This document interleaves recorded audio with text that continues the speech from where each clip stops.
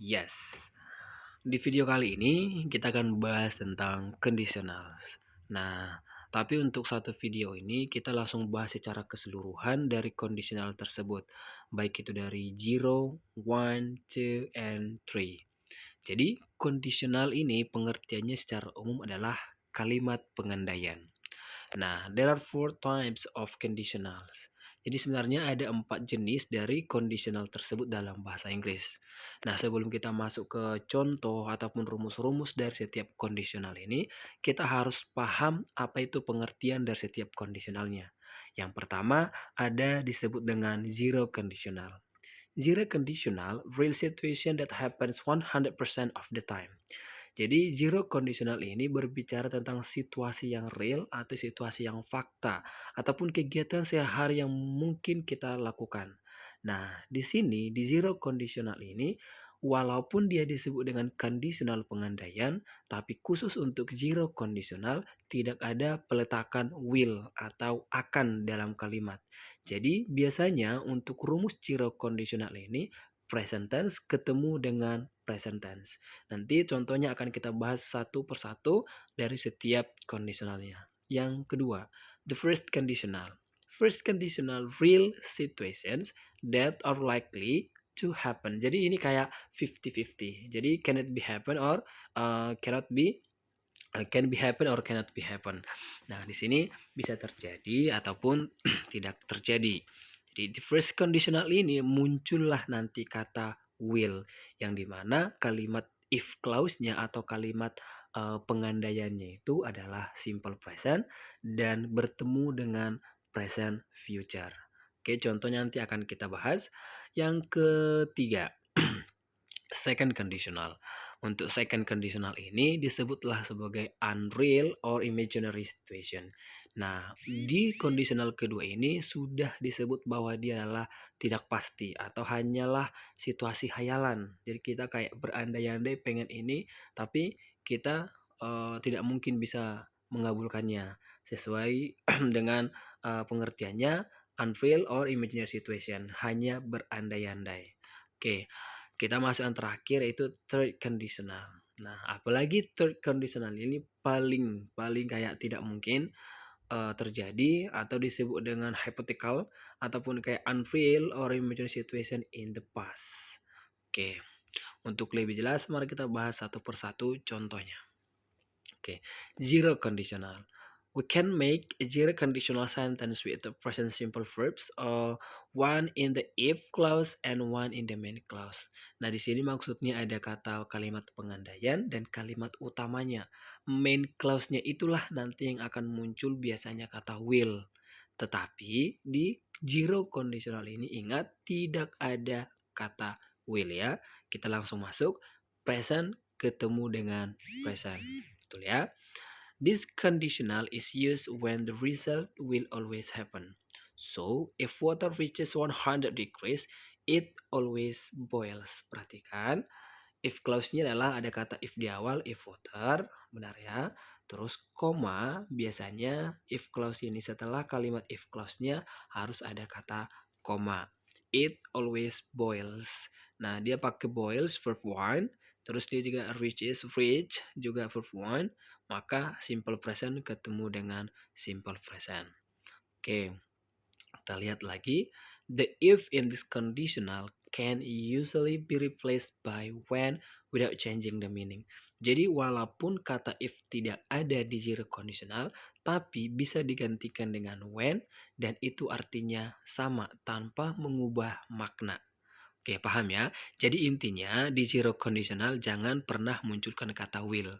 Oke, langsung aja ketemu present dengan present. Kayak if water freezes 100 degrees, it always boils. Oke, nah kita lanjut lagi yang contoh berikutnya. If you touch a fire, you get burned. Nah, perhatikan contoh pertama. Verb yang muncul adalah kata kerja pertama. Itu menandakan, touch itu menandakan bahwa itu adalah simple present. Setelah if di awal kalimat, perhatikan if you touch a fire, koma. Jangan lupa meletakkan koma setelah kalimat if clause-nya. You get burned. You get burned. Nah, di sini ada kata get, itu juga kata kerja pertama.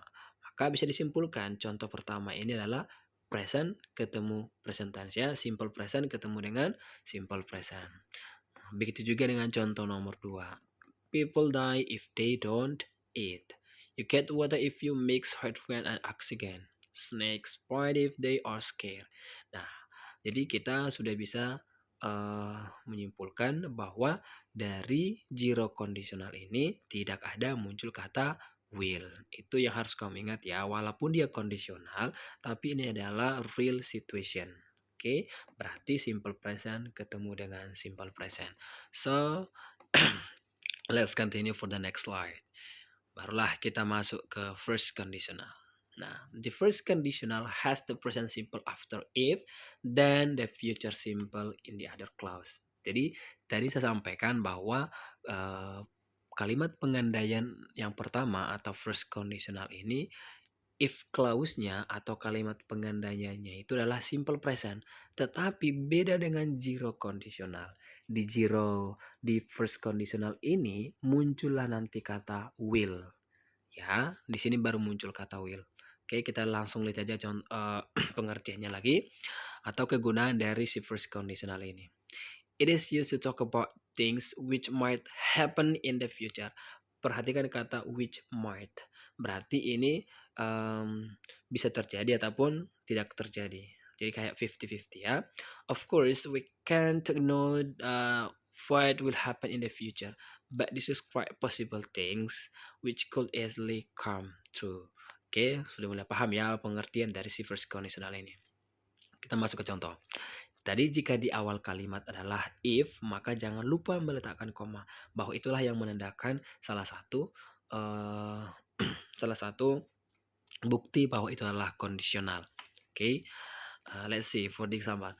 If it rains, I won't go to the park. Perhatikan kata rains. Nah, itu verb 1 ya. Itu should be followed by the present future, comma, will not, won't go. Oke, will not go. Ingat, will itu wajib diikuti kata kerja pertama. Let's see for the second example. If I study today. Let's see for the study. Study, verb 1 ya, comma, I will go to the party tonight. Perhatikan kata will, verb 1, go. Number 3, if I have. Now have, it is a verb 1. If I have enough money, I will buy some new shoes. She will be late. Okay, she will miss if I see. And then let's see for the the last example. If I see her, I will tell her. So it means we can see from this example present, simple presentnya baru ketemu dengan present future. Boleh nggak kalimatnya dibalikkan? Boleh. Jadi jika duluan main clause-nya atau kalimat utamanya, baru dia langsung if clause atau kalimat pengenanya boleh, tapi tidak ada koma. Oke, kita lihat dia di contoh 1, 2, 3, 4. Di contoh nomor 4. She will be late. Nah, di sini kan yang duluan muncul main clause-nya. If-nya di belakang. She will be late if the train is delayed. Nah, di sini berarti tidak perlu koma karena if-nya bukan di awal kalimat. Oke, sangat gampang ya. Kita langsung lanjut ke first versus zero conditional. Nah, ini nanti dulu ya. Karena nanti kita harus paham dulu dari second dan sampai dengan ke thirdnya. Oke, kita lihat ya. Oke, second conditional. Jadi, the second conditional uses the past simple after if, then would, and the infinitive. Nah, di sini yang ditekankan, ingat aja bahwa perbedaan dari first and the second conditional ini di main clause-nya. Di main clause dari si conditional kedua ini adalah pakai would dan verb 1. Dan juga di di if clause-nya itu adalah menggunakan past tense atau kata kerja kedua. Tadi kan first berarti kata kerja pertama. Sekarang dia second conditional. Jadi langsung aja kita menyimpulkan bahwa kata kerjanya itu diambil dari judulnya. Tadi first berarti kata kerja pertama if clause-nya, second conditional berarti kata kerja kedua if clause-nya. gitu ya. Coba kita lihat. First, we can use it to talk about things in the future that are probably not going to be true. Maybe I'm imagining some dream. So, ya. So for example, let's see for example ya yang di bawah. If I won the lottery, I would buy a big house. Perhatikan kata won, kata kerja kedua, yang dimana kata kerja pertamanya adalah win. Berarti benar ya, bahwa ini disebut dengan second conditional for if clause, want. Terus, di main clause di second conditional ini, will-nya berubah menjadi would. Ya, tadi kan di first conditional will. Nah, di second dia menjadi would. Tapi semua kata kerjanya kembali ke bentuk pertama. Jadi would buy, nggak boleh would bought ya. Will, would itu akan dipakai kata kerja pertama atau diikuti dengan kata kerja pertama. Oke, kita lihat yang kedua. Ini kalimatnya dibalikkan nih. Yang kedua ini main clause-nya dulu atau if clause-nya di belakang dulu. Boleh, kita lihat kalimat kedua ya. She would travel all over the world if she were rich. Nah, perhatikan she would travel. Would diikuti dengan kata kerja pertama yaitu travel di sini kata kerjanya berarti benar. Oke. Terus she were rich. Nah, satu lagi saya tekankan nih. Di second conditional ini ataupun nanti di third conditional tidak boleh muncul is, am, are ataupun was. Oke, dia kalau diikuti kata sifat, oke, maka dia wajib diikuti dengan were. Seperti contoh nomor 2 ini. Dia ada rich. Nah, di sini kan kaya. Rich di sini bukanlah kata kerja, maka kita harus menggunakan were. Atau contoh dekatnya, andaikan saya jadi kamu. If I were you. Nah, di sini biasanya kalau kita menggunakan bahasa Inggris I am atau I was. Tapi di conditional ini untuk kalimat pengandaian ini di second conditional especially ya tidak boleh muncul is, am, are dan was. Jadi kalau kata sifat berarti yang dimunculkan tadi adalah were. Oke. Oke, kita lanjut. Nomor 3. She would pass the exam if she ever studied. Nah, di sini sorry, ini kan main clause duluan ya. She would pass the exam.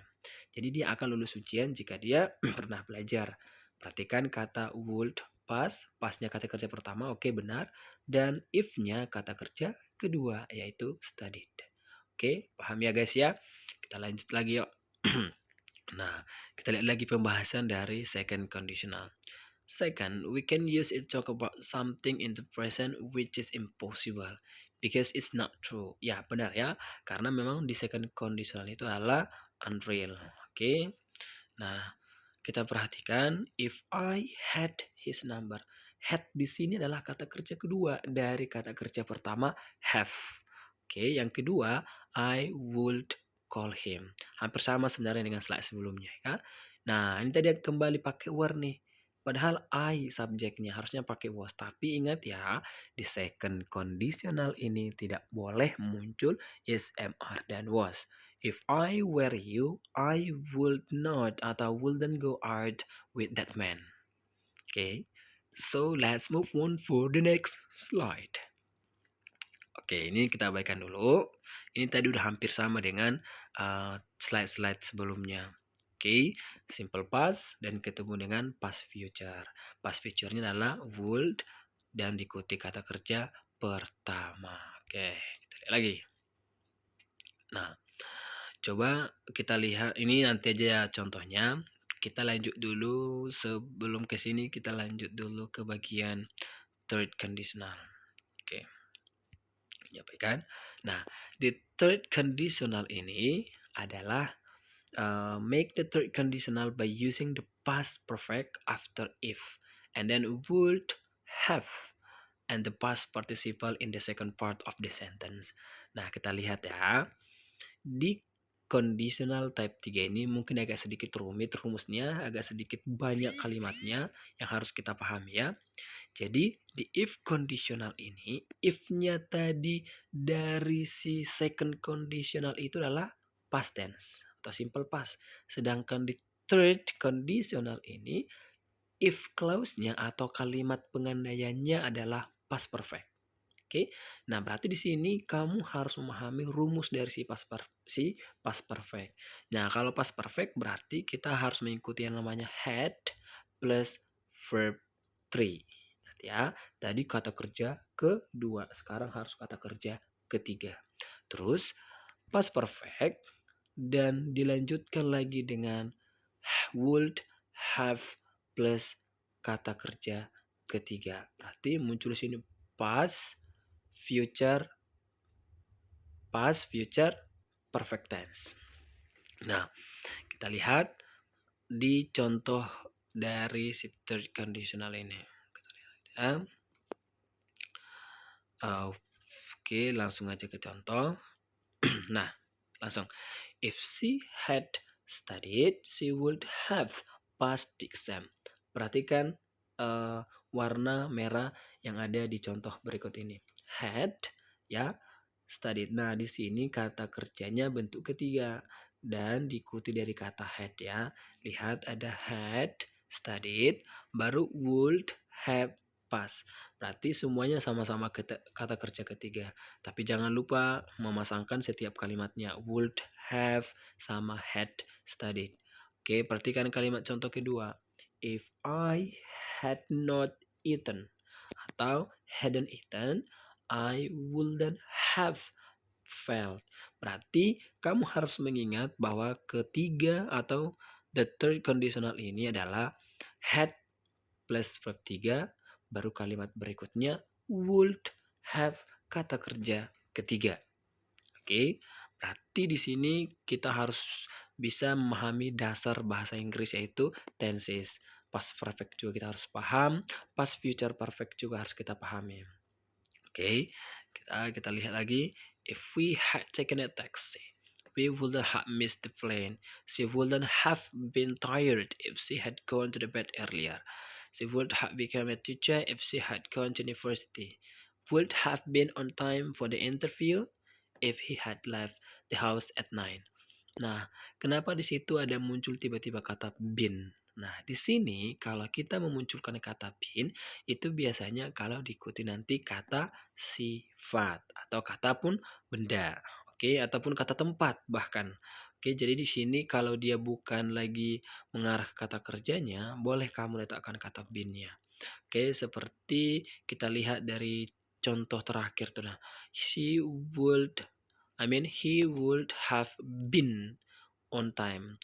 On time di sini ya waktu ya for the interview. Di sini kita lihat on time for the interview, tidaklah kata kerja. Oke, maka di sini bisa kamu masukkan been dalam kalimat main clause-nya. Terus if he had left, di sini benar ya, had ketemu dengan kata kerja ketiga yaitu left. Berarti kesimpulannya kita harus memahami, mengetahui penuh rumus dari setiap first, second, and the third of conditionals. Oke. Nah, kita lihat lagi untuk soal latihan. Nah, complete the sentences below. Nah, ini nanti akan dibahas, tapi kita lihat dulu yang paling gampangnya dulu. Oke, kita lihat. Nah, ini replacing if. Nah, kalau ini memang udah umum ya.